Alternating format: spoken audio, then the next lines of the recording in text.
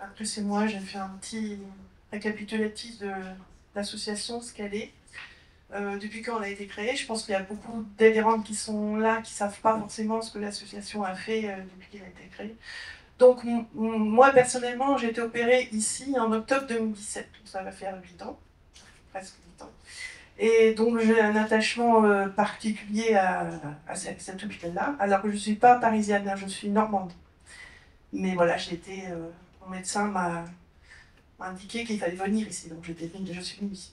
Donc j'ai créé l'association en janvier 2019, après l'alerte de la NSM à l'été 2018 sur le médicament Androcur, qui a été donc, dont l'étude épidémiologique des BIFAR est sortie, qui a prouvé donc que l'Androcur donnait des ménageomes.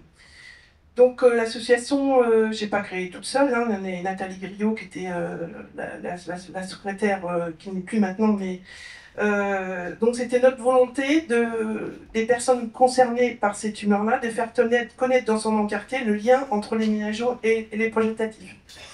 Et donc, comme je dis toujours, c'est se faire opérer une épreuve et savoir quel médicament est à l'origine de cette épreuve est une souffrance supplémentaire.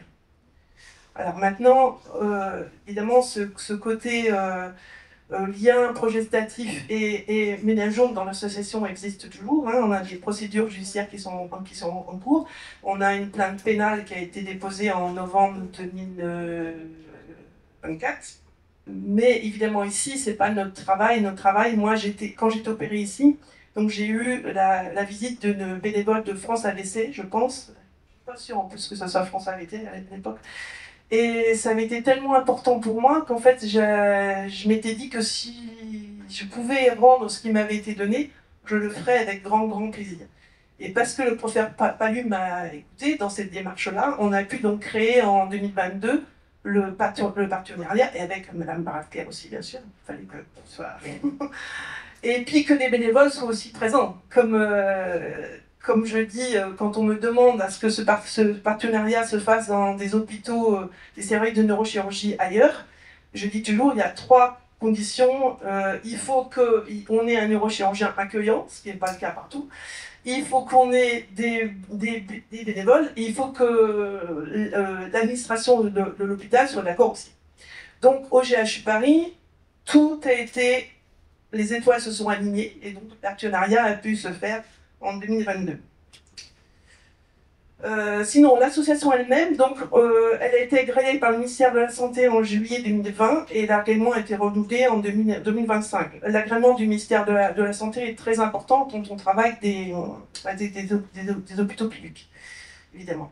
Et puis pour le fait que aussi on soit considéré comme une association sérieuse qui, dans le domaine de la santé, est quand même indispensable. Donc les premiers objectifs de l'association, c'était de continuer à être un acteur central auprès de la NSM pour obtenir les études nécessaires, donc là c'est sur le lien ménageome et projectatif. Informer du lien entre les ménageomes et les projectatifs auprès des femmes qui prennent les traitements mis en cause, et soutenir les femmes qui sont victimes de ces ménageomes, bien sûr. Donc la MVA est la seule association qui informe sur ce lien ménageome et projectatif. Elle est sollicitée par EPIFAR pour donner son avis sur les différentes études.